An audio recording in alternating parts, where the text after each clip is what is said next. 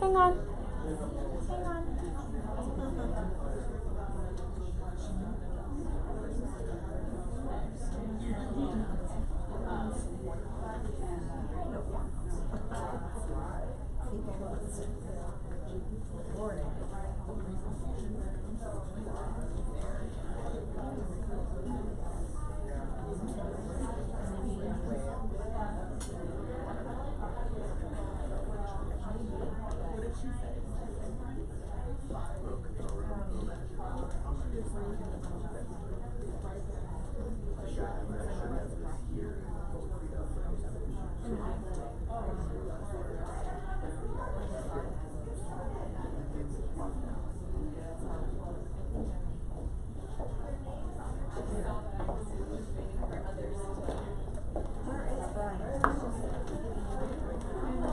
Okay, we're gonna start in like 2 minutes. Okay.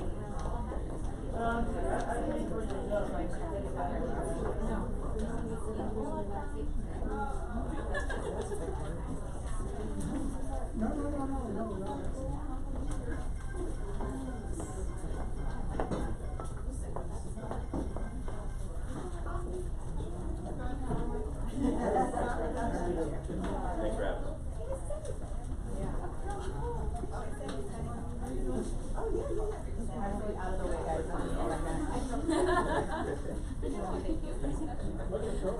Are we so close?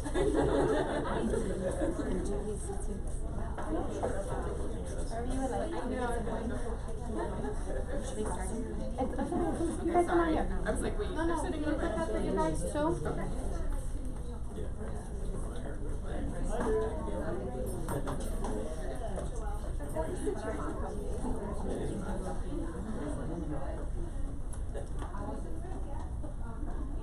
Hi. Hi. I don't know where to stand. Is this okay? Can everybody see me? I'm very loud.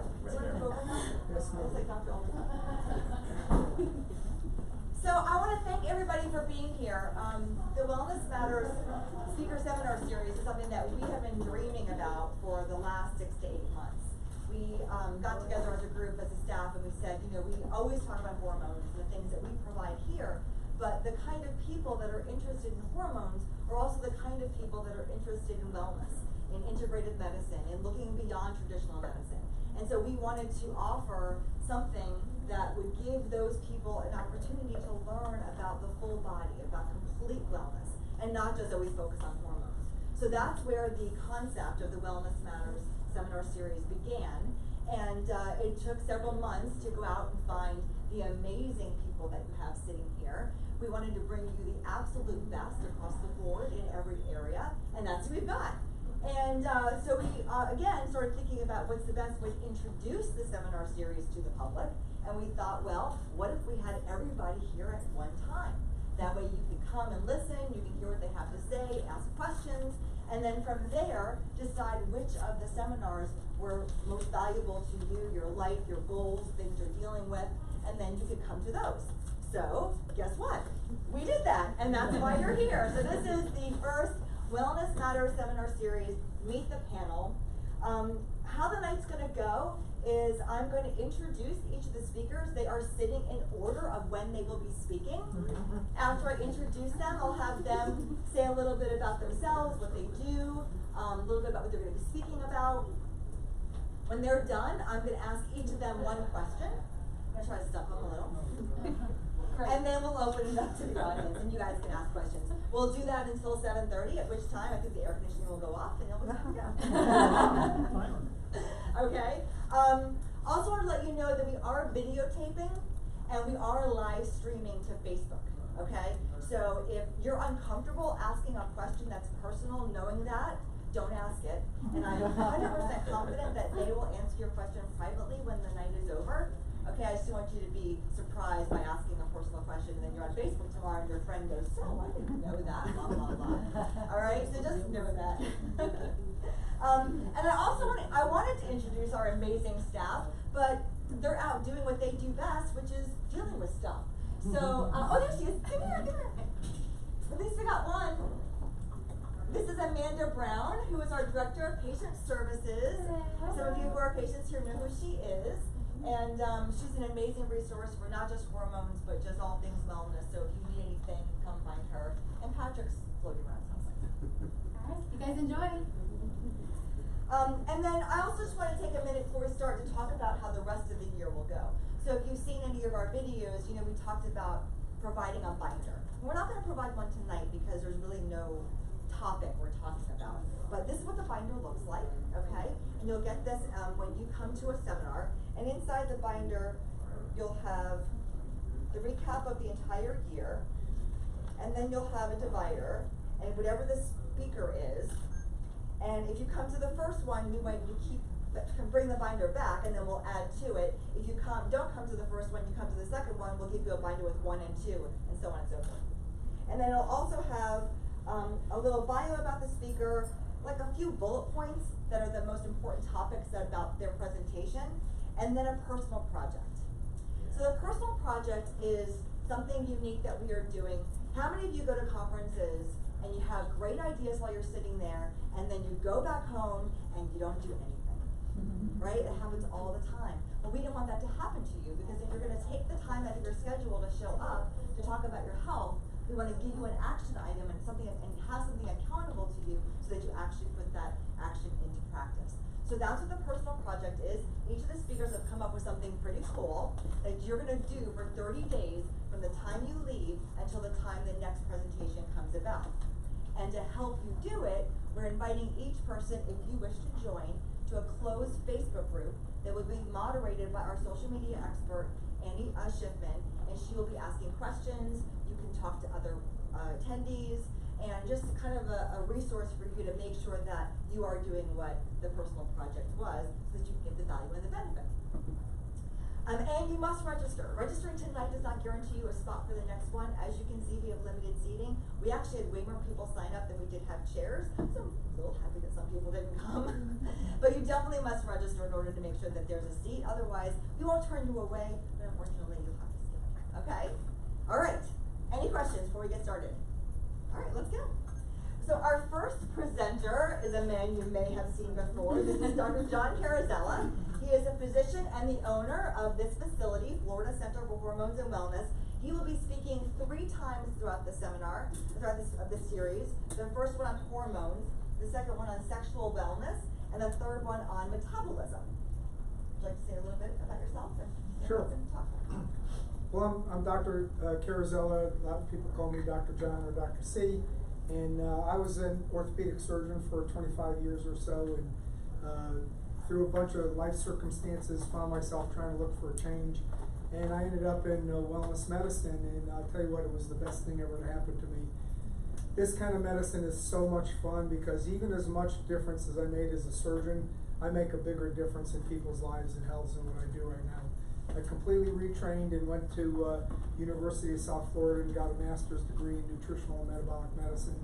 And I study. I'm on the road. I was just in Toronto over the weekend at another conference, getting more knowledge and understanding of what I do, so I can bring the best and the latest and the greatest stuff to my patients and the people that mean a lot to me. And my patients are like my family. I don't have much family around here, so they really are my family. My staff here is my family, and my patients are my family, and I deeply care about making a difference for everybody. So that's where I am, that's where I come from. Hormones and sexual wellness and metabolic medicine is my passion. People get better and do better. They live longer, they live healthier, they live more vital lives. It's in the literature and it happens in practicality. And the stories I've seen in my office are nothing short of outstanding and spectacular. And when people really commit to this way of life, they really make a change. So there's a lot we can do. It's all evidence-based medicine. Everything in this office is evidence-based medicine, meaning that it's in the literature, it's solid, it's important stuff, and what we do, there may be some conventional wisdom things out there, but what we do works, it's safe, and it's effective. So I'm Dr. John.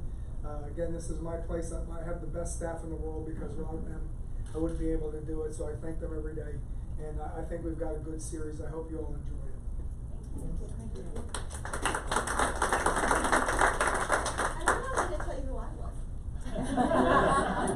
I'm not nearly as important as them, but my name is Jody Lane, and I am the Chief Operating Officer here at Florida Center for Hormones and Wellness. So that's who I am. All right. We had a little change in schedule. Dr. Olga Ivanov, who owns Ivy Lounge, unfortunately was not able to do the October presentation, which made us very sad. But we were suddenly very happy because Robert Weldon from SpectraCell, we had talked about him presenting. We ran out of spots, so we were able to slide him into Dr. Olga's slot. So this is Robert Weldon. He's a nutraceutical sales and practice management guy, and he's from SpectraCell, and he's going to do his topic on test, don't guess. Well, thank you, Jody, and I'm glad to be a pinch hitter. I got in, I made the team. Thank you very much. Yeah, that's exactly right. So, I worked with Dr. C over the years with our laboratory. SpectraCell Labs has been around for about 25 years. We're out of Houston, Texas. We cater to the wellness industry, really. Most practitioners have heard of us or use us. We are a micronutrient laboratory. That's our primary test that we do. We're unique in the fact that our technology has not been duplicated, and practitioners like Dr. C use us because when they're recommending supplements and diet, because we look at micro levels or micronutrients, we look at the true absorption factors at the cellular level. So we eat macro foods, and they broke it down to micronutrients, and how do we know that we're getting the benefit or getting enough? And we're the ones that can tell you that. And we work with companies like my good friend Joel, who's at Zymogen. So we are a lymphocyte test. We look at your T cells. So most other tests look at urine metabolites or serum levels, which have a place, but they're not as accurate because it's a static test. We are like, how many people have an A1C done before? Hemoglobin. So that's a 3-month history lesson of glycated hemoglobin. We are about a 4 to 6 month history level of micronutrient absorption in T cells. So it really was developed to be an immune function test. How well does your T cells work with micronutrients? So that's kind of how we got started, and we've worked into where we are today. We do cardiometabolics, we do your advanced lipid testing, hormones, some genetics. So our flagship is the micronutrient test. So I've been with it a number of years. I've got a big background with supplementation as a need to boost your micronutrients even with your diet. So that's what I do. Thanks. Wonderful. Thank you. April 17th here at our office. Next, a new addition to our family. I'm so excited to meet. This is Courtney Mosser, who who you can come and see on November 21st. Courtney is a telehealth dietitian specializing in oncology, food sensitivities, sports medicine, sports nutrition, eating disorders, and overall wellness. Her topic is nutrition, more than a diet, a tool for wellness. I can't wait for yours. Tell us about yourself. Okay, I'll introduce you. My name's Courtney, and I have a private practice called Courtney Kamen. Nothing creative. Yeah, and actually this week is the 3-year anniversary of when I started it. But I was a dietitian for about a decade before. I worked mostly with oncology and athletes. Those were kind of the two groups that I worked a lot with.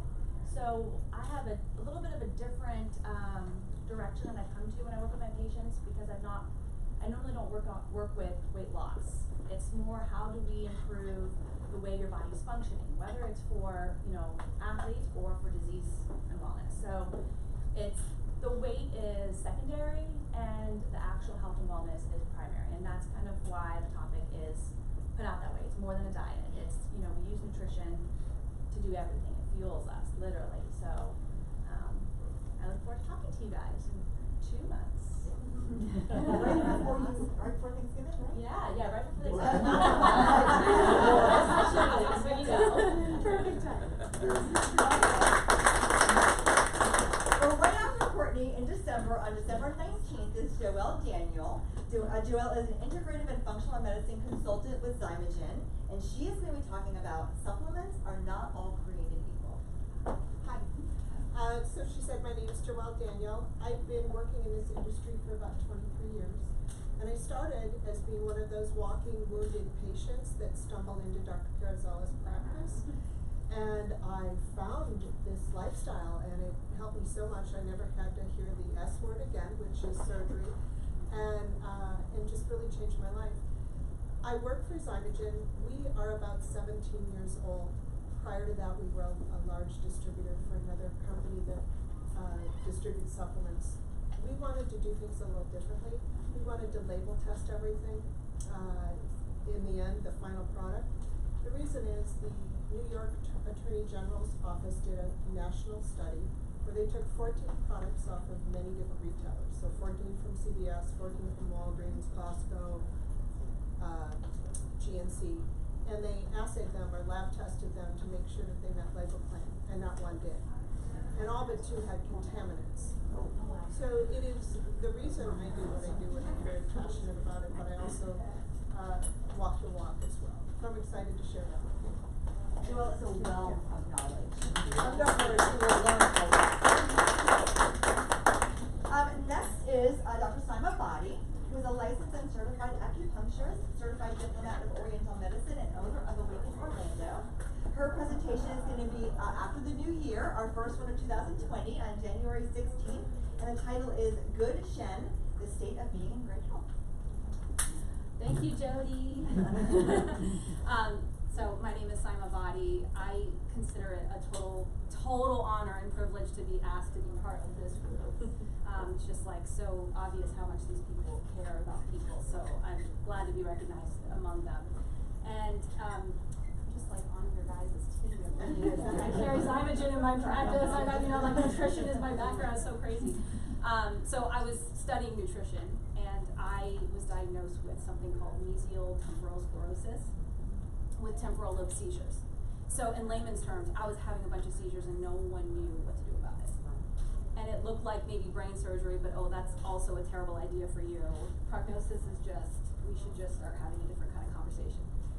And then I did this very brave thing for me at the time. I was 19, and I told everyone about what I was dealing with. And I said, please help. And I got 97 responses.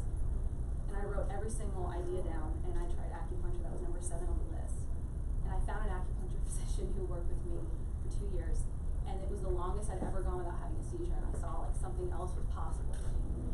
And so I put myself in school to become an acupuncturist, and meanwhile learned how to heal others while I could heal myself. And as a result, I'm better. I've got I haven't had a seizure in over 2 years, and everything else, and I get to have this health practice that benefits everyone in my community. And it's just a life that beyond what I thought was possible for sure. And so, I'm just really grateful to get to be here and share everything that I could possibly contribute to you.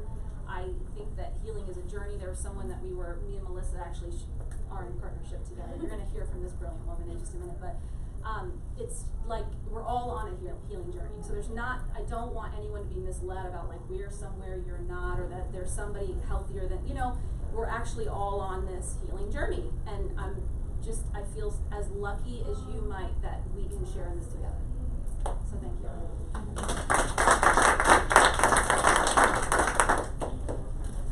Next in March, well actually in February, we're going back to Dr. Carzella, but you were here. So next will be Bryce Reedy, who will be speaking March 19th. Bryce is a sports medicine therapist and owner of Orlando Body of Movement, and his topic is advocating your health. Alright, so yes, I am Bryce, and I think, because I forgot my name earlier when I had to do the video up front. You're going to see a video, it looks like I forgot my name because I did forget my name. We're going to film something, I'm like, okay. So, this is pretty cool to be sitting up here with these guys. This is kind of a dream of mine because to educate and to teach is important to me in the field of wellness. I think one of the biggest turnoffs that I have run into over the years is going to different physicians. And when you go into the physicians, how many people have had the experience where they spend maybe 2 minutes with you, right? Maybe 2 minutes with you. And then you're kind of rushed through rooms and you see the nurse practitioner and you see the secretary, and then you see, and all of a sudden at the end, and you remembered you had questions and they're gone. And you don't really feel like you're getting anywhere. So this has been my passion, is to kind of step in this direction, start teaching people, educating people. The funny thing is, Jody had asked me, she's like, do you want to speak? And I was like, oh, I love to speak, I like talking.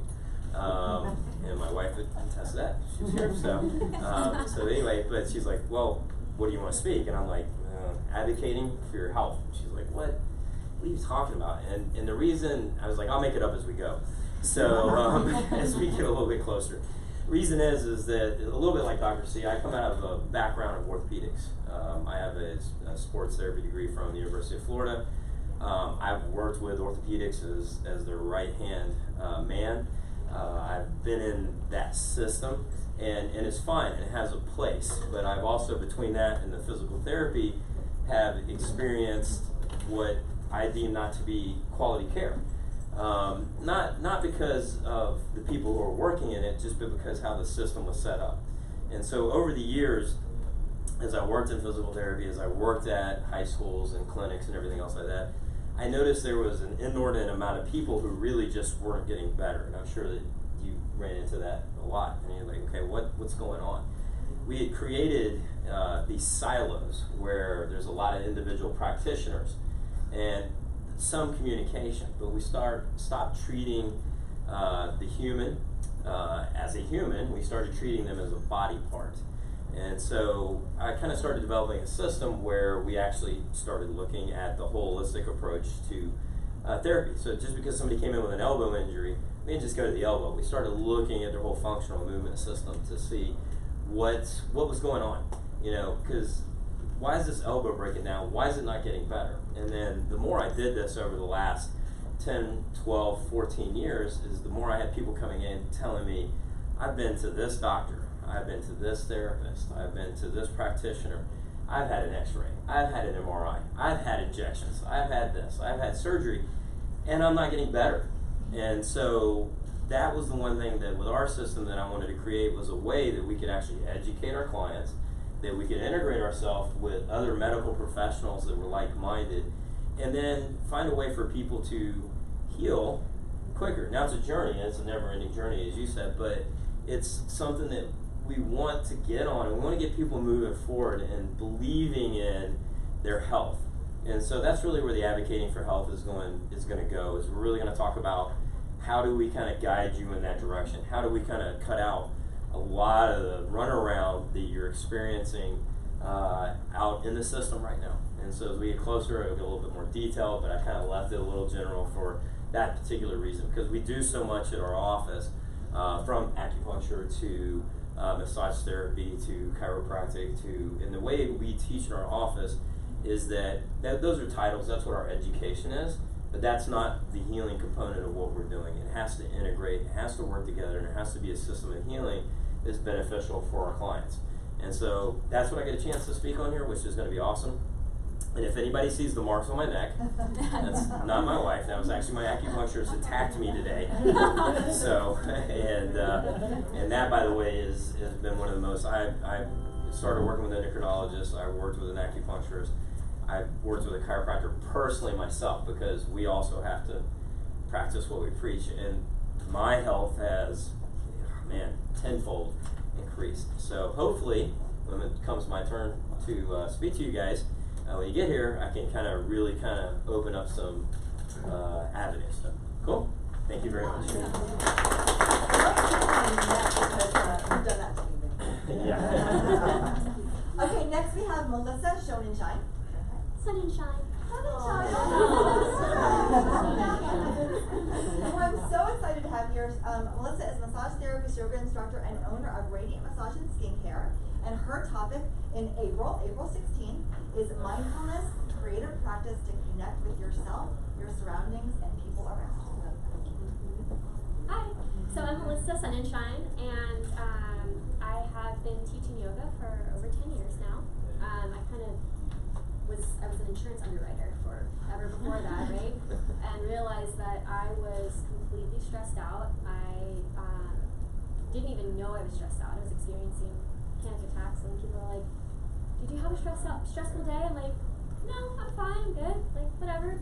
And what happened was I was just completely unaware of my own inner state. So I started practicing yoga, fell in love, quit the day job, went on this whole journey of healing myself and providing healing for others. So really, really excited to share with you what I've learned over the last 10 years about becoming more in touch with myself and building a practice so that you can become more in touch with your own inner self, so that you can really connect with others.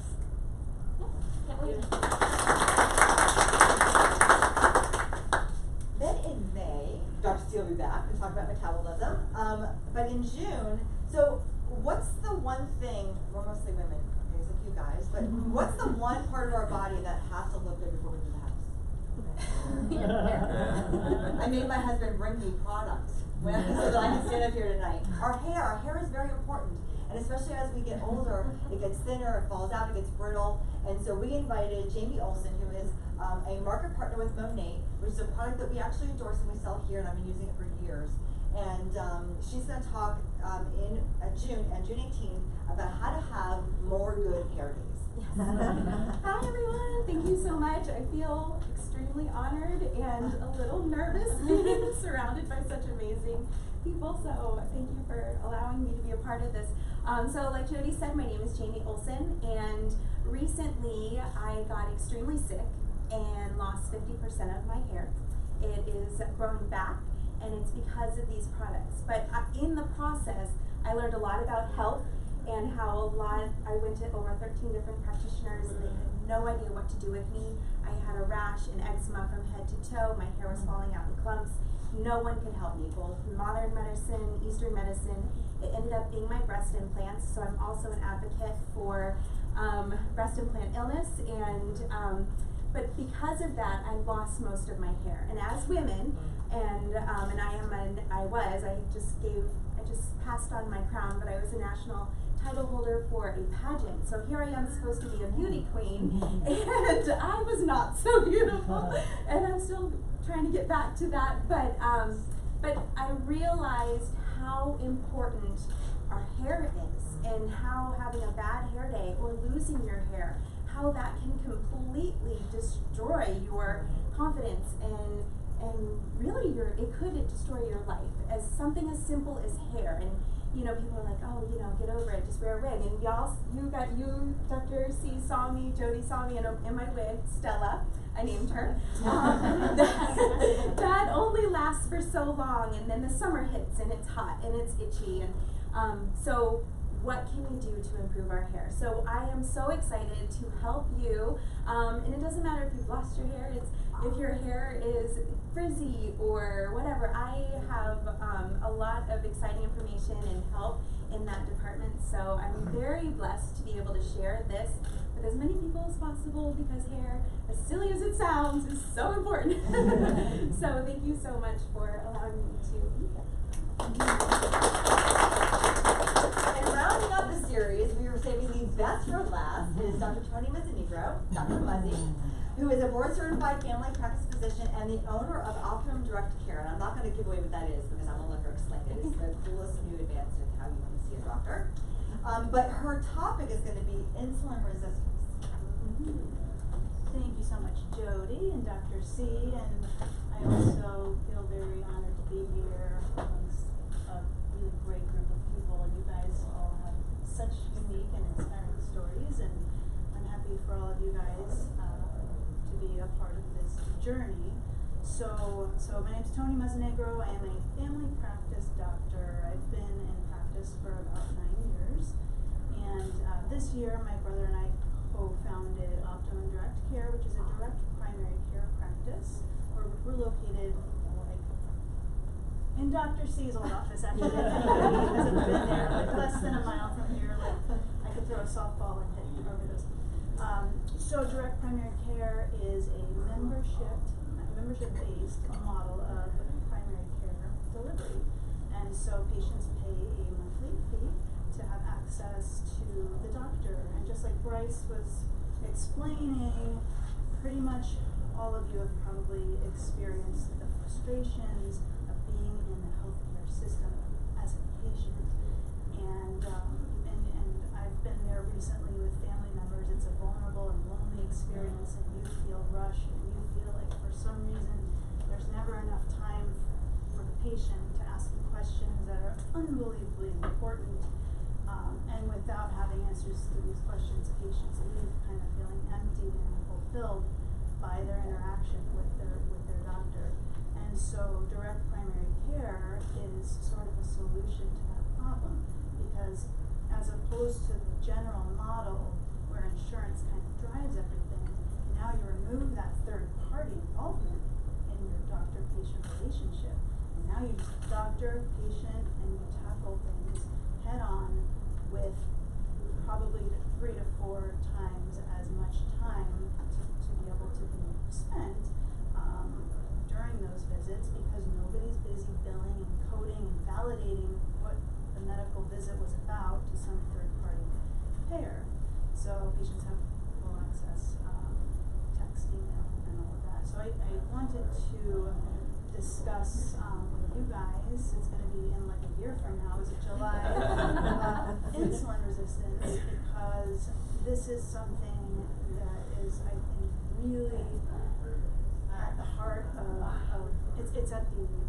it's the upstream cause of so many different downstream metabolic processes, be it obesity, be it diabetes, heart disease, cancer, the list really goes on. And I'm so fortunate to be able to work in the model that I work in, that I can actually go on, obviously, and I refer to Dr. Carousel all of the time, where he's like the king, and I'm sort of a minion compared to him, but at least, as a primary care doctor, I'm not integrated medicine trained, but I definitely dabble as much as I can, and I do my hereditary testing and such, and all of this plays in with this topic of insulin resistance. You can catch this so early and really steer your ship away from that really difficult momentum that sometimes insulin resistance can gain. And it's something, we see diabetes, I consider it a metabolic state and not a disease, because it's usually reversible. And I've seen patients do it time and time again, where they've gone to see the endocrinologist, their primary care doctor, the list goes on, and they were prescribed medications during one of these fast visits, not because anybody wasn't doing their job well, they're doing exactly what they're trained, but they're working in a system where they're handcuffed with on one foot, blindfolded, trying to do something that's not possible in 8 minutes. So it takes a lot of time, discussion, and really peeling back the layers to get to the root cause of where things started. And so thankfully in the model that we work in direct primary care, we have the time to actually sit down and do that. And sometimes it's supplements and diet and lifestyle. There's a whole food sensitivities we do as well. And my medical assistant is back there hiding in the Grace. Oh, there she is. In the Grace Scrubs. She really pulls the whole office up. She's our Jody. She kind of takes care of business. But yeah, so I look forward to seeing you guys back in July. Thank you for being here.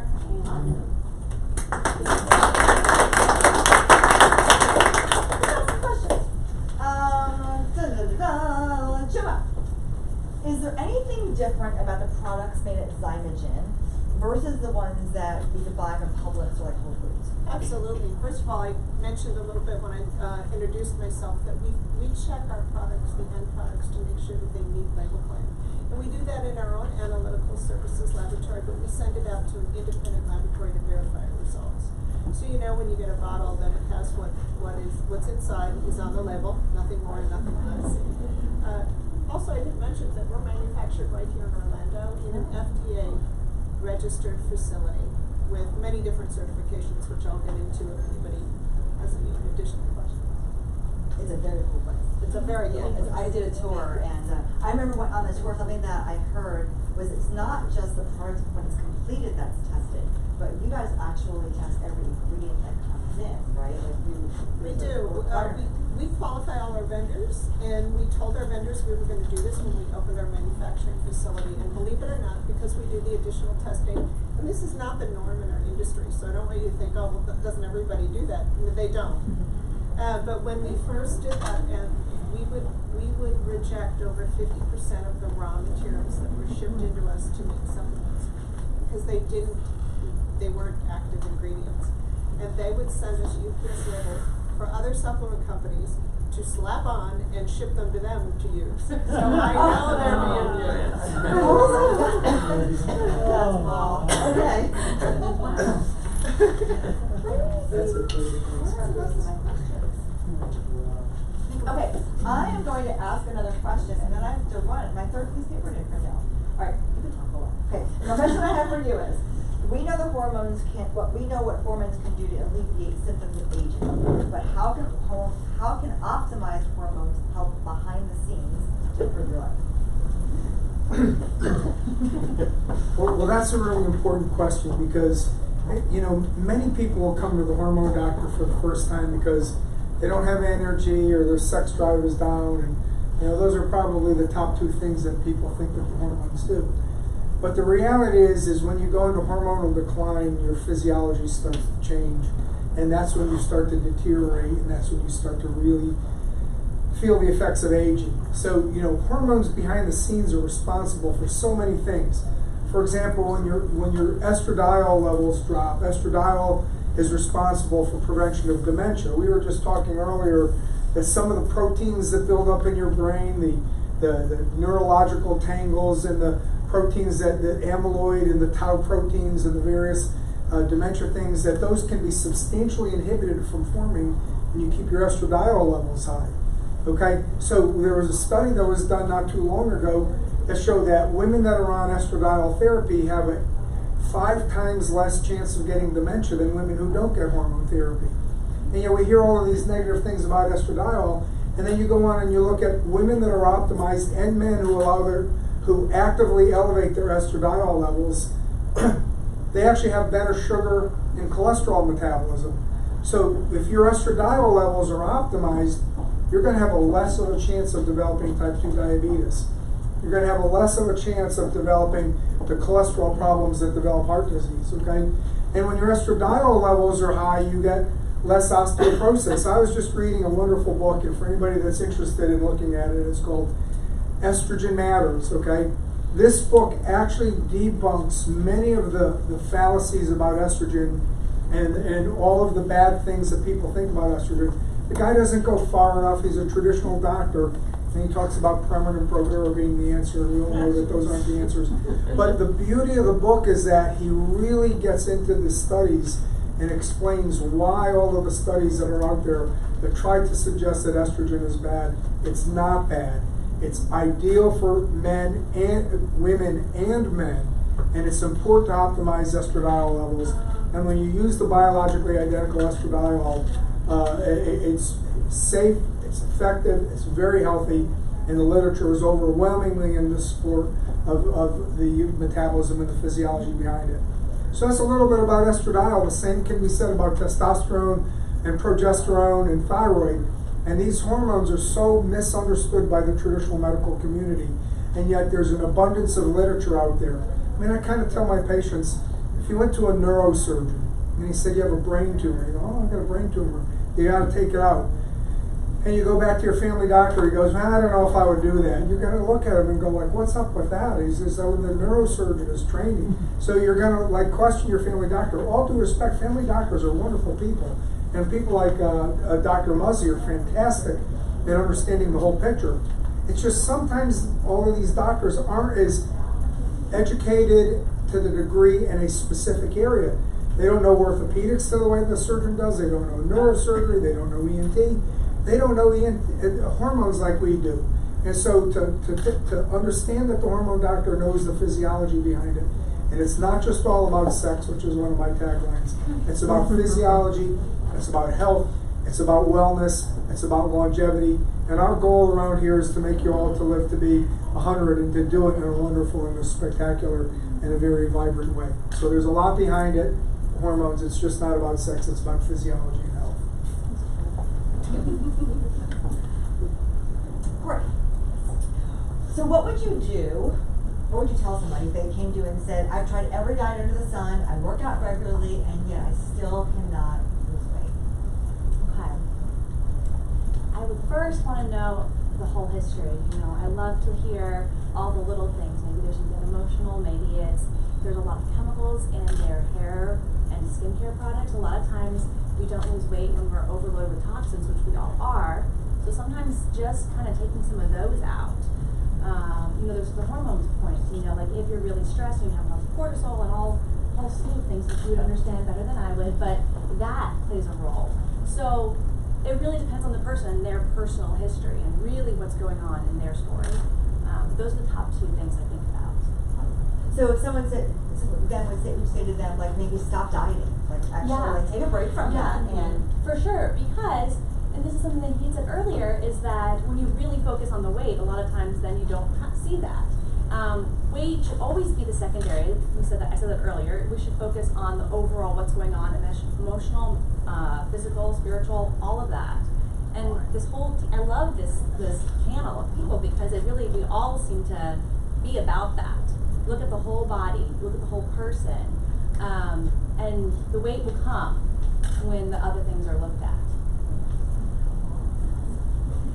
Dr. Muzzy, I sort of you answered my two questions already, but to get deeper into understanding the value of switching from sort of a primary care, a traditional doctor that you have with your insurance versus a concierge, you know, can you give some example of maybe something that would have gotten missed if you hadn't seen that patient?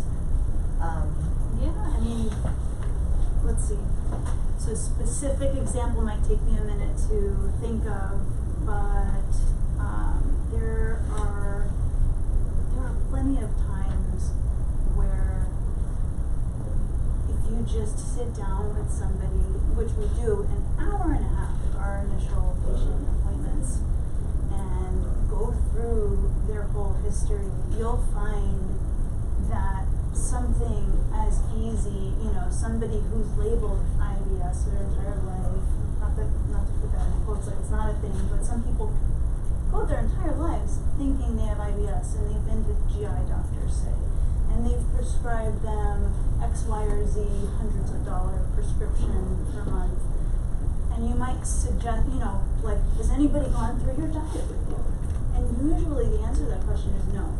And so part of what we do every intake visit and you know, every annual physical and periodically for other reasons is go through, okay, what do you eat every day, right?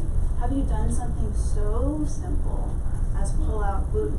And I tell you, this is probably like the biggest thing that I feel like it's such a silly, easy thing that like somebody could have been dealing with something for 10 10 years, and then they come to see me, and all of a sudden, like, oh, well, it's part of every single meal, and you feel like crap all day. Maybe that's a great place to consider starting, and then you see them a few months later, and they're not even bringing it up anymore, and you're like, well, wait, what happened? You were saying you were struggling, and oh yeah, no, that got better. Great, you know, so. That's great. Yeah. Thank you. Robert, what's the value in getting tested for deficiencies in micronutrients? That's a great question. Yeah. So when am I speaking? October 17th? Come to the seminar. We just digest first. Okay. Well, obviously, you know, about 80% of the adult population in America buys supplements from somewhere, right? Most probably people here are on supplements, maybe they're from Dr. C or somewhere else. So it's a very confusing market, right? It's disposable income. So last time I checked, insurance does not pay for your omega-3s and your antioxidants and B vitamins and so on. So testing is so important. Our motto is test, don't guess. That's usually what we use for the practitioners when we're talking to them, because generally they're looking at symptoms. If they're doing the type of medicine these two doctors are doing, then they are looking at nutrition to a certain degree. And supplementation is a really good way if you have a poor diet, or if you just can't get the right nutrition from the macro foods that we eat. You're taking supplements, and so everybody's taking them. So how do you know that they're the supplements you are taking? And Joelle touched on this. How do you know what's in the bottle is on the label? How do you know those match up? Right? If you go to a health food store, there's a zillion products, and I'm not down on health food stores, but you're kind of reading a label, and I don't want any more government regulations, so don't get me wrong, but nobody regulates that industry. So physicians like Dr. C and Dr. Tony, she basically use our test, first of all, to diagnose what you need. So why take something if you're getting it from your diet, right? It's kind of a waste of money. And some supplements too, like if you get too much vitamin D, that's toxic. Or too much vitamin A, that's toxic if you're taking it in a supplement form. So it's also a safety measure for you to test and see that your disposable dollars are going for what you actually need, not what somebody thinks or you think or a commercial thinks you need. So our testing does that. It's respected through the industry because of the way it's done, and practitioners depend on it because they don't want to guess. They're not trying to just sell you supplements. They're trying to get the right supplement aboard. And again, we work very well with Zymogen. Love Zymogen. I'm a groupie of Zymogen. I've worked in a GYN practice, and that's what my whole job was, testing and doing supplement programs. And we use their products, and we've been able to verify with the SpectraCell. Actually, that's why I got hired by SpectraCell out of the practice. So that's the reason to test. Test, don't guess. Spend your money on what is actually going to be better. And even though that doesn't necessarily mean a supplement is bad for you, but that particular formulation may not work for you, or it might work for your neighbor, your friend. So everybody's individual, absorption and other things. So you may need to change the brand or the formula. So it's really beneficial to test.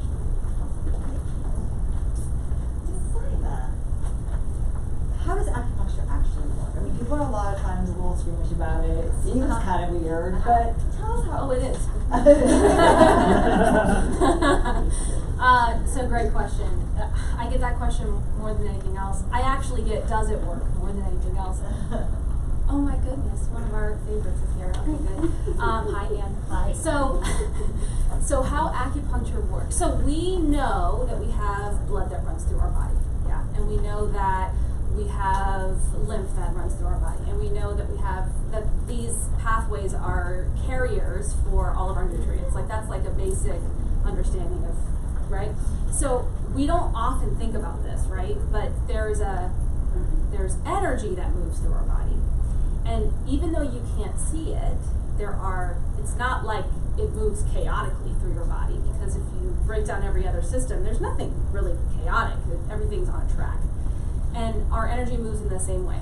There is a line, a channel, a meridian, whatever you want to call it, of microcurrent that runs through your whole body. And all the needles do is interact with it. And when the needles interact with that microcurrent, it can alter the route or stabilize it if that's what's needed, or amp it up if that's what's needed. And it really does, like everybody else has said, depend on what that individual person on that table needs in that moment. But what I'm trained to do is know where those points are, where that interaction is going to be the strongest. And I'm trained to know what will be the effect of altering it at that point once I do it for each person. Magical. It feels magical. Has anyone ever tried acupuncture? Oh, that's funny. Okay. Jamie, a lot of women lose their hair for a variety of reasons. Damage to the hair, aging, medications, etc. Can Monate actually help to regrow hair? And if so, how does it do that? Okay, very good question. So, yes, you can lose your hair from so many different things. A change in your diet, from surgery, from medication, also from a hormone enzyme interaction on your scalp. And one of the ways that Monate helps, well, it does a bunch of different things. But first of all, it's non-toxic. It's essential oil based, and it's mixing nature through the essential oils and modern technology through some of the other ingredients to come together to actually help to reduce the follicular inflammation on your scalp. Okay, so it's reducing that follicular inflammation so that healthier, stronger hair can come through. It's also penetrating all 3 layers of your hair shaft to actually make those hair strands healthier and stronger. So it is doing a lot of different things. It's also interacting between the hormone and the enzyme on your scalp to stop it from interacting and creating havoc and destroying the collagen in the matrix at the bottom of the follicle. But so there's a lot of science behind it, and so it's very fascinating. But it really works in a couple different ways to help to reduce the hair loss. But every situation is different. We can't cure any kind of medical situation going. We can only do our best to help with what you have. So it all depends. It's individualized, right? Everything is individual. So so it works in, I don't know if that helps to answer the questions, but it's fascinating. Once you learn all the science behind it and the intricacies of how the product actually works, it's I could talk for hours and hours, which is great. Melissa, why is meditation important to a healthy lifestyle? Isn't it just breathing? It kind of is just breathing, kind of. But many times we don't take that time to just breathe. So even if it is just breathing, I mean, how many times a day or in a month even do you sit down and go, let me just think about my breath? Like, we can all just take a really deep breath in together.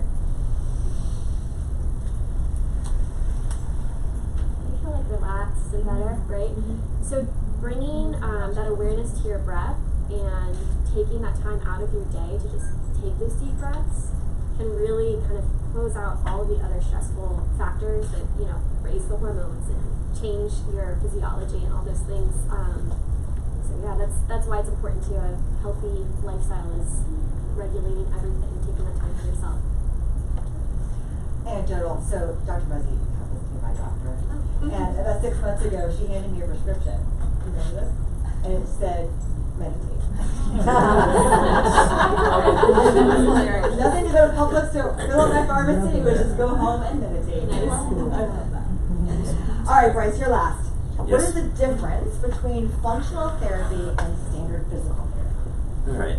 And I also kind of feel like I just hired everybody up here for one reason or another. In my mind, I'm like, I touched on a little bit earlier. I have a tendency to do that, but get ahead of myself. But 20 years ago, when I got out of college, the first job I had was in physical therapy. It was in a physical therapy clinic, and at that time, that was the height of the insurance reimbursement. That's when you get put a heat pack on somebody for 10 minutes, leave them over in a corner, and get reimbursed $50, which was kind of ridiculous if you ask me. But I came out of a system where I worked with collegiate athletics at the University of Florida, where it's a totally different thing, because the person came in and, you know, whatever their issue was, you had a healthy assessment diagnostic of that person that took time.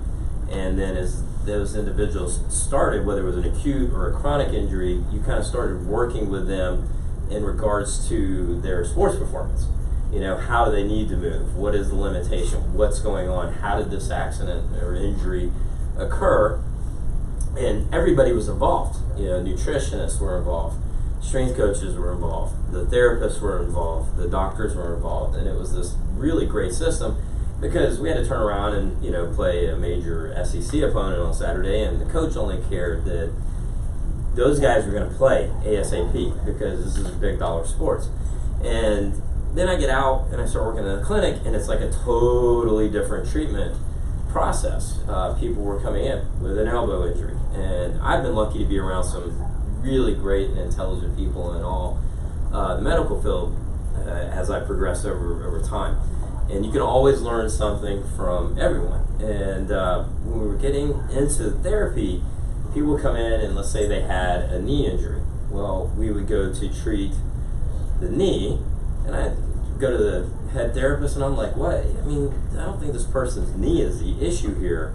Their hip is the issue. The way they're moving is the issue. Their back is locked up from sitting at a desk all day. And she's like, you're right. And I'm like, oh, great, this is going somewhere. Except for we now have to send this person back. If you want to change your treatment process to fix their hip, we got to send them back to the ortho.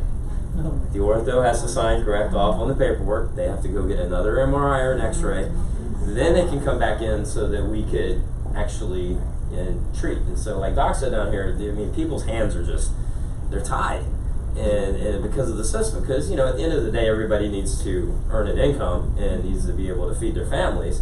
So you have to make money when you're a business. But, you know, I started wondering, is there a different way that we could do this? And so I attacked the cash business head on by saying, you know what, I don't want to deal with insurance. And so when we, in functional therapy, this has been a process. It's not something that happened overnight.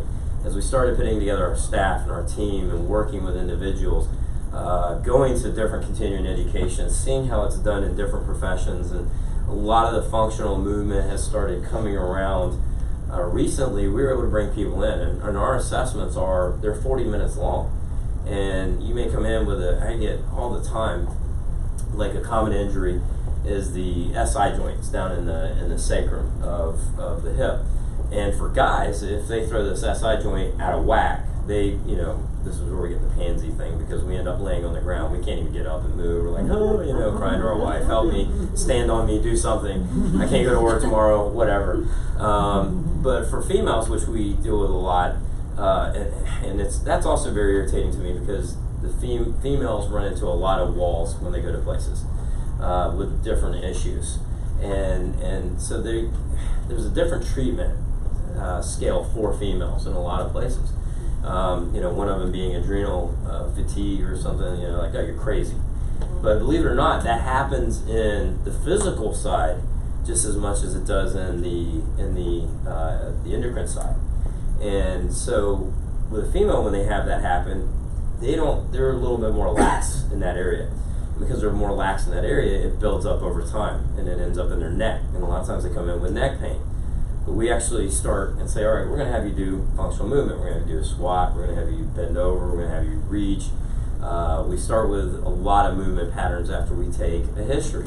Then we test the spine, and we do a lot of neurological testing. So test, right? And then repeat when you do the treatment. And so we do that, and then we can find out, okay, where is the breakdown in the body that's actually leading to that issue? And a lot of times, like I said, I'll have clients come in and they're like, man, my neck bothers me. And then I know they look at me like I'm crazy the first couple sessions, because I end up working on the right hip. And they're like, what are you doing? My neck. People said you're good. They must be crazy. Jody's lying to us. You know, why would she send us down here? You know, so start working on their hip, 2 sessions, and they're like, man, my neck loosened up. You never even touched my neck. is where traditional chiropractic, which I'm not a chiropractor, I'm actually an athletic trainer that does manipulation and about a million other things. Traditional chiropractic or different fields, they kind of have to come in, it's like crack, crack, this, boom, boom, boom, send you on your way. We're like, no. We actually got to find the right spot that releases the tension in the system, because the body's more, it's not just about, it's not just muscles, right? You just mentioned that. It's not just the skeletal system. It's not just the neurological system. So the fact that we've got this far in our society treating one thing instead of the human body is crazy. And so that's what we do, that it's different. That's why we call it functional therapy, is because it's different than the normal thing. And so, taking on a lot of, you have to get out there and kind of beat the ground a little bit to start teaching people. But because most people come in on referrals, right? They come and see us, and everybody else says, oh man, what you're doing is awesome. Because traditional advertising doesn't work for us, because we put it out there, people are like, I don't know what that is. I'm just going to go where my doctor told me to go, or I'm going to go where my insurance allows me to go. So that's kind of what makes it different. How do I sign up? Jody has all my information. She sent about 300 emails the last week, so. Okay, so that's all of my questions. So let me open it up to you. If you have a question, raise your hand. Another question. All this is great. Wonderful. I came here today looking for, maybe supplements, but I wanted to get tested first to see what I actually need. Maybe nutrition too. I gained like 10 pounds in the last 6 months. Just newly retired. A lot of stuff going on. I was wondering, there's a lot of questions. Intermittent fasting. About that for a minute. And then I've got a neck pain. Maybe it's my hip. Now you don't know what to think, do you? You're like, oh, yeah, what's wrong? But I have, the Obamacare, so how do I pay for all this stuff? I'm just newly retired. I don't have, any supply of money. And I'm sure all of this is kind of expensive. So how does that work? Let's tackle that first. So are you on Medicare? No. So you have commercial insurance. Well, with our test, we take all commercial insurance. Your out-of-pocket is $190 for a micronutrient test, and our lab does not balance the bill. So if you know what that is, in other words, they bill your insurance company. If because Dr. C doesn't code it right, or they don't like his coding, or they don't like us, they often decline the payment. So your $190 is all you'll ever pay us. They don't send a bill on the back end. We're one of the few specialty labs left that can legally still do that. So that's my insurance doesn't pay. Well, I still pay it's $190 whether your insurance pays or not. And it checks 34 markers plus your immune system plus some other cardiometabolic things that we do. And then who do I have to go through to get those tests? Right here. Or Dr. T. Whoever Dr. T. They both do. Yeah, both doctors. Yeah. How about insurance company doesn't pay because people have high deductibles? Yes, that's a big problem nowadays. When any diagnostics or really any out of standard of care modalities of treatment, that's of course, I don't want to get on conspiracy things, but that's a big plan that insurance companies have had for decades to get rid of what they call leakage, which is doctors that choose to hang up the rack on standard of care because it's not working by and large, and do the kind of things that they're doing that do work for patients. They don't want to pay for that. So you really have to take charge of your own health. And I've often sat down with some patients in the practice and looked at the deductible. Not that I'm an insurance expert, but if you have a $5,000 deductible, which is kind of the standard for most people nowadays under Obamacare. Yeah, and so if you haven't touched your deductible, then most people don't understand this. Nothing you do gets paid for until you meet that $5,000. That includes labs and everything else. So sometimes you can calculate, okay, I'm not really sick, but I want to get this test or this service done. I'll just pay cash for it. And don't mess with your deductible because the math works out. Now, in our case, it's just good to use your insurance because you don't have any responsibility after the $190. Wouldn't it be drawn off your deductible? Yeah, it does. So if we bill your insurance company, it doesn't matter who you are because we take everybody. But they say I didn't met deductible. So is that 190 goes higher? No. So actually, it does not go higher. You only have to pay for the micronutrient test, Right. $190 if you're going to use your insurance. Now we do have a cash price as well, if you don't want to use your insurance. But the $190 is sort of your prepay or copay, whatever you want to call it. Makes sense. And we bill the insurance company based on doctor codes. We don't, if they don't give us enough codes, we don't ever bother them about codes. If they don't listen, they'll give us it. So we bill on your insurance. He doesn't do the billing, obviously our company bills, and we take all responsibility. If we don't get paid, we write it off. You basically get none. When people say, well, how do you stay in business for 25 years? Well, we're a big time Medicare provider.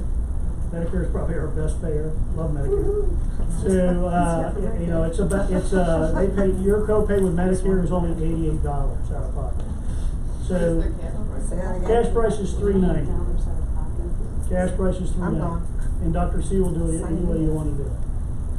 And you all said quietly, it's a $3,000 I'm sure. A little bit like that, Any yeah. of course. insurance you're saying. Yeah, we decided a long time ago, it's too hard for practitioners to say, hey, do you take this, and this, and then we're a hassle to work with. So we just say, give us everybody, if they got a card, and it can't be those Christian, like Liberty and the other ones, those aren't insurance companies.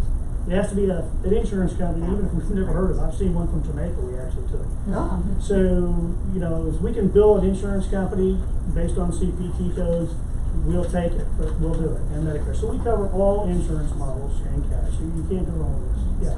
I actually have a question about a little bit different than where we were going, but based on, they've set rules as to what nutrition a person needs on a daily basis. And they say vitamin C is like 60 milligrams a day or whatever it is. Right. So I wonder, if I get tested and, I need vitamin D, whatever, is it based on what the standard is of the daily value, or do you actually You can answer the doctor. do it as to your knowledge in reports that That's we a need higher vitamin D? great question, and I'm going to toss it to Dr. That is C. a fantastic question, and that's one of the ways that people get lured into taking supplements and things that just don't work. So many of the supplement business is around $40 billion a year, and everybody wants a piece of that. Over 50%, would you say, as many as 80% of the people in the United States Adults. today take a supplement, and these companies want a piece of that action.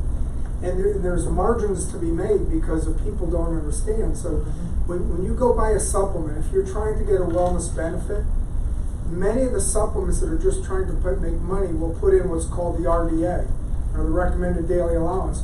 Well, that might be enough vitamin D to prevent rickets, but the last I heard, most of you people in here are not growing anymore, okay? So getting a vitamin D level of 30 to prevent rickets, that's ridiculous, and yet that's where many of the vitamins that you buy over the counter, that's where they're dosed, if that. Okay, many times, and particularly for some of the expensive ingredients, they'll just put in a milligram or two so that they can put on the label that ingredient is in there.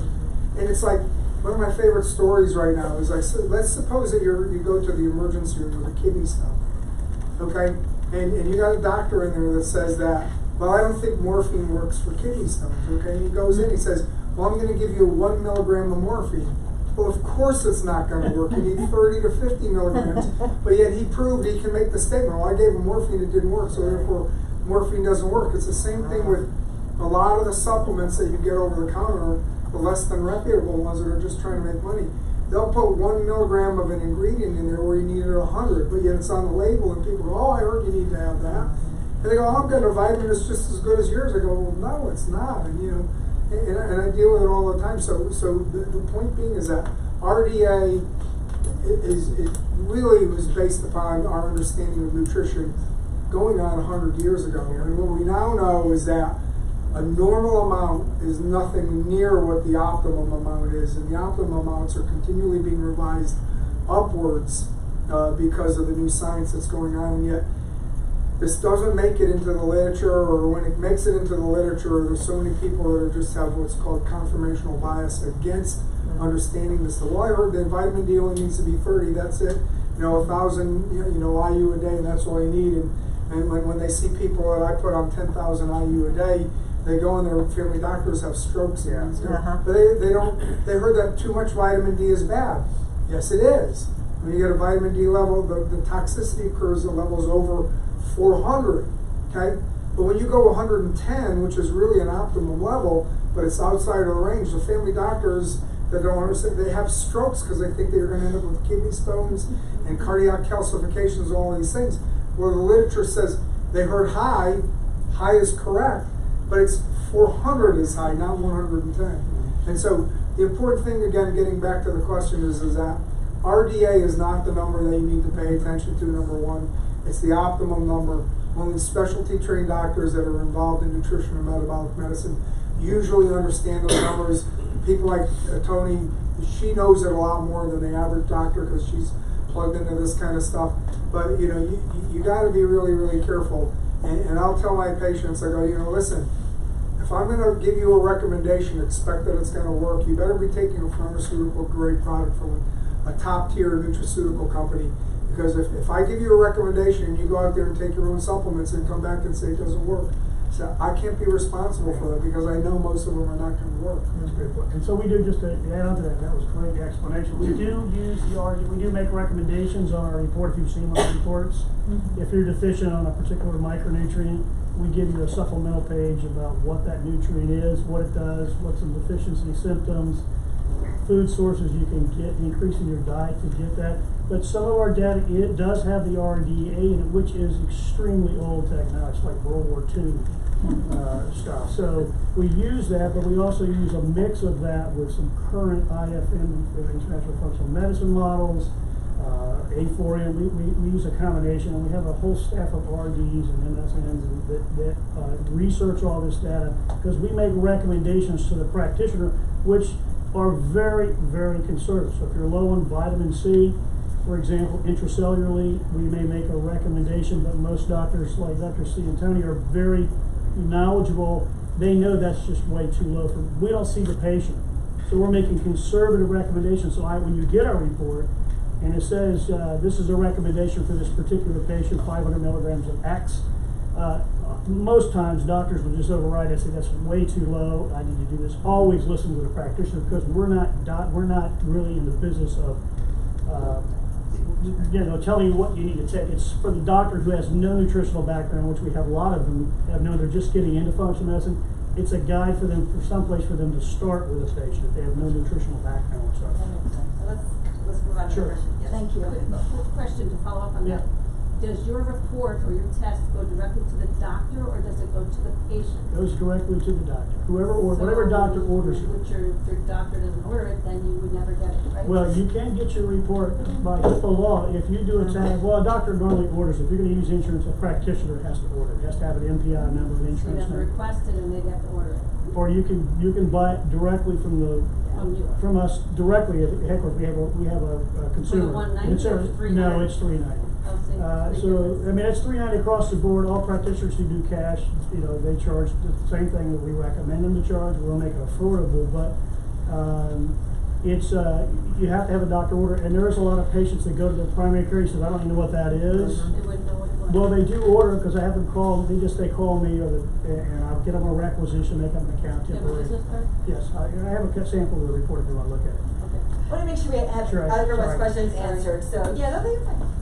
I just wanted to know, how often do you find that hormones are linked to digestive issues? And for a little bit more context in my personal situation, sorry, I can barely speak. I actually had a baby 5 months ago, and Excuse me, a baby? yeah, I had my second child 5 months ago. I've dealt with chronic acid reflux for years prior to even my first child. Of course, every pregnancy is different. This time around, my stomach was less sensitive while I was pregnant, so I was able to enjoy coffee and like tea and things with caffeine and even a little bit spicier food, whereas right before I actually got pregnant, I was going to a GI doctor. They had me on high dose drugs. They actually wanted me up me to the most that they possibly could, and I was like, that's the opposite direction. I'm trying to get pregnant, so I can't do that. I need to get off.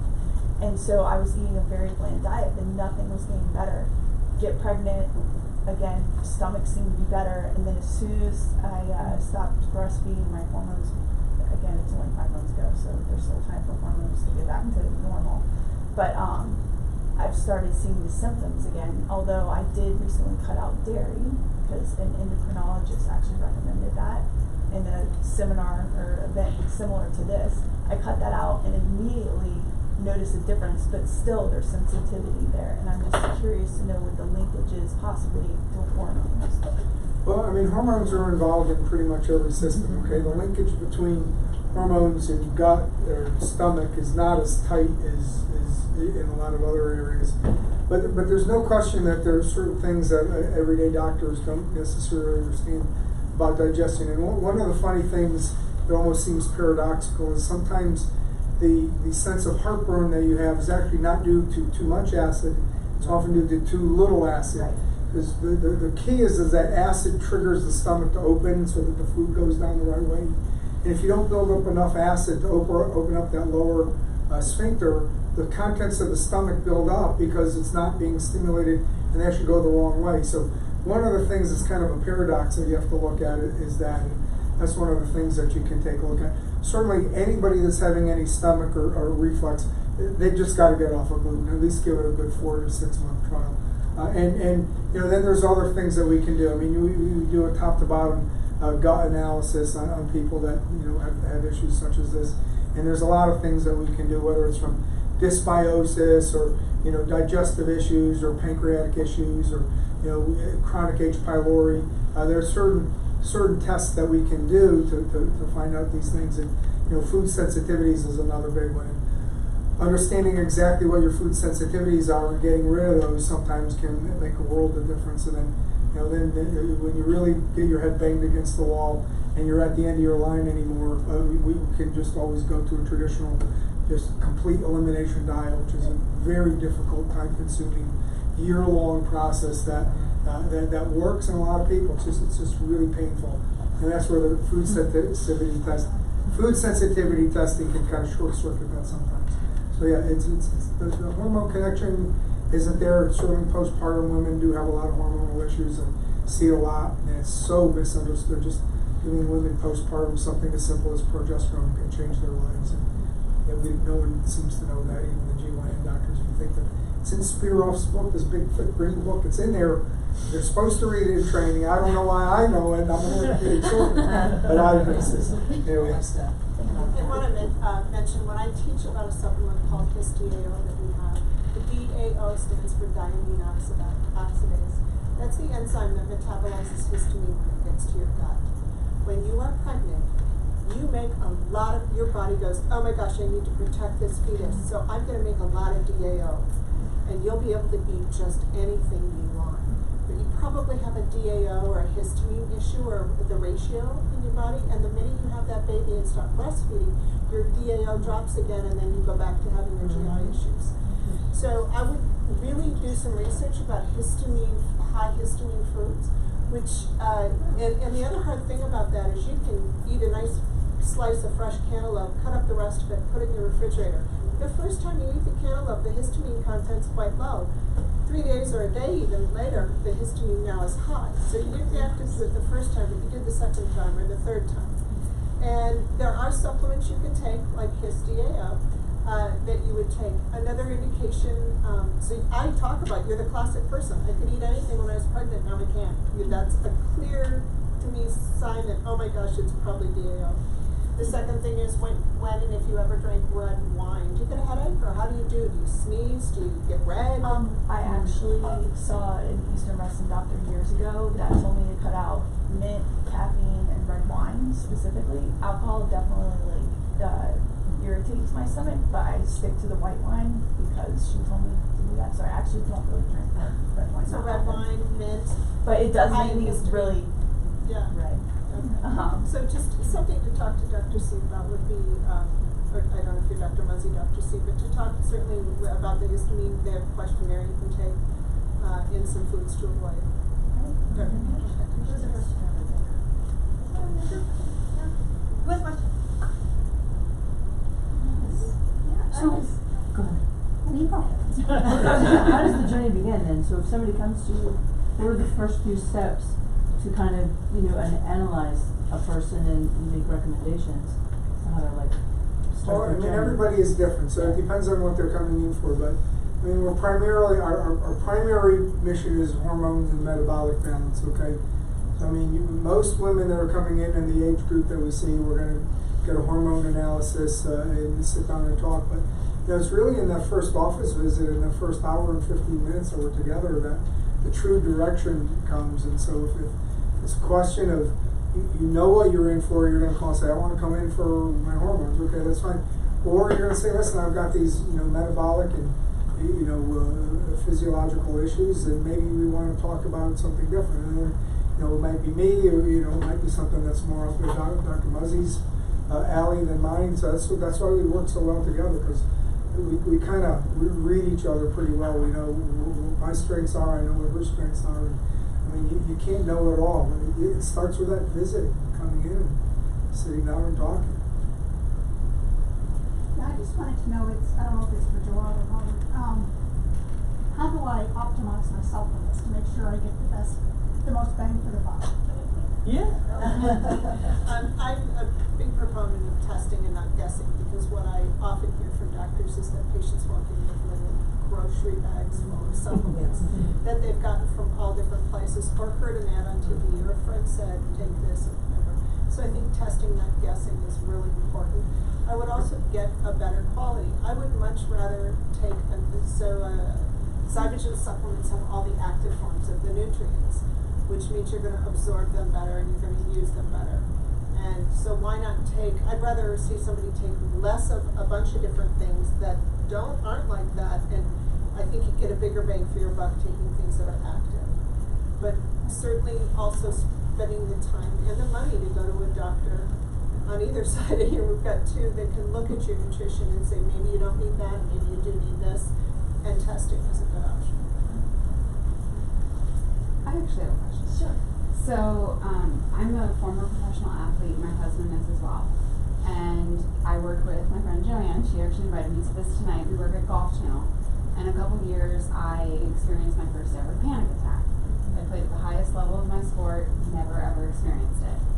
And so through some plant-based medicine remedies and getting back to yoga and doing some different things throughout the day, I've been able to kind of combat that. But my question is, I actually don't have to go to the doctor very often, fortunately. But I have 3 kids, I have 3 boys. One who just actually 10 days ago split his head open, had to have staples, and we were just talking about this. So my thought is, I should probably carry health insurance when I'm looking at like the Optimum Direct Care, where it's a little bit more proactive medical care. And I was just wondering, like, how does that work out? Like, because if I wanted to get a test done, I technically kind of need insurance. So I'm just curious, like, do you have patients that kind of have that? I don't advocate for people to go without any insurance, because I would feel horribly for the low percent chance of something catastrophic happening, and you end up with mountains of debt. But what we usually recommend is, because pretty much all of the plans nowadays are very high deductible, and you realize that you're really not getting, most people are not getting covered, because most people don't get near $5,000. Yeah, I mean, and out of my paycheck every 2 weeks, I'm like, okay, and I fortunately don't have to go to the But you know how they've got the plans, right, where you have like the platinum, you have the lowest deductible, and highest premium, and then silver, and then what have you. So going down, if you have a lower premium on health insurance, higher deductible, fill in that gap, that 5,000 or 10,000, whatever it is that your deductible is, with something like direct primary care. 80% of your needs typically can be met by direct or by primary care. Right. And beyond that, our practice has negotiated cash rates for labs. So where hemoglobin A1C might be $40 or $50, if you just are paying cash with regular prices at Quest, it's like $5 or $6 in office. Imaging, we have negotiated contracted prices. So we have $25 X-ray, $200 MRI. We do sutures in the office, and skin biopsies and injections and joints and different things like that. So we don't charge for the procedures, it's just like part of the deal. We also offer meds at cost. Okay. For like cost plus 10% for like bottles and labels. So a lot of the little things that we try to add value and really, optimize your experience and kind of minimize your outflow other than like the membership fee, in our case.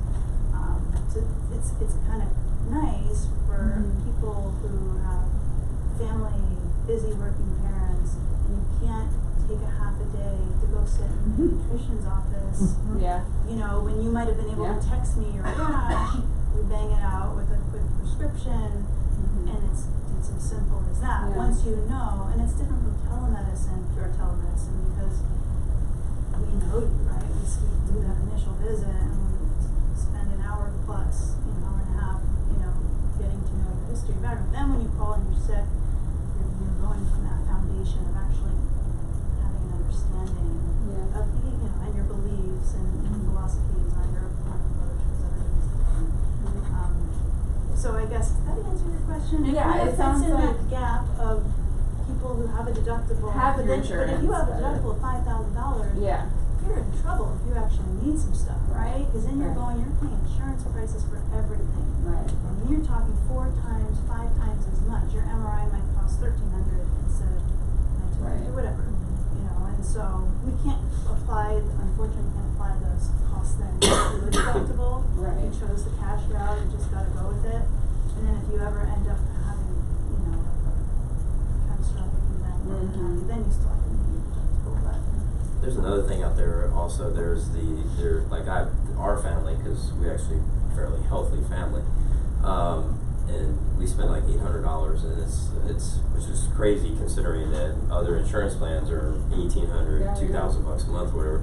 And it's actually United Healthcare, and there is discount plans out there now, and they're a little bit different worded, and you can kind of research those. Of course, going about getting this stuff, you always have to go through a broker or whatever, so forth and so on. But you gotta, ask. I want a discount kind of preset plan, and they have those out there, and that's what our family has, in case something really goes off the tracks. Right. And so it's kind of a deductible, but it's not a deductible. And then they just have rates set up with different doctors and Walgreens and procedures and everything else like that. I went to the cardiologist, and I had no payment, but I have that. I don't, because I do believe in paying, because to answer some of the other questions you guys talked about earlier, I've analyzed, going into the cash aspect, I've analyzed all of this. First 6 months we took everybody's cards, and we had a friend of ours who was a biller working for a clinic in Lakeland.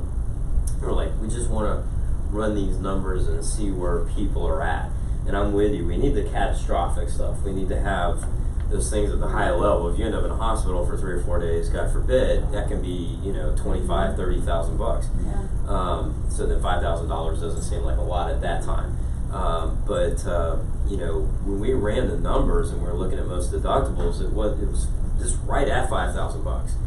And I'm like, we're never going to get there. The majority of our treatment people never get there at all. I mean, we probably see people, when we've done the numbers, and it's adjusted because I haven't looked at them in this last year, we probably see people for right around 18 sessions.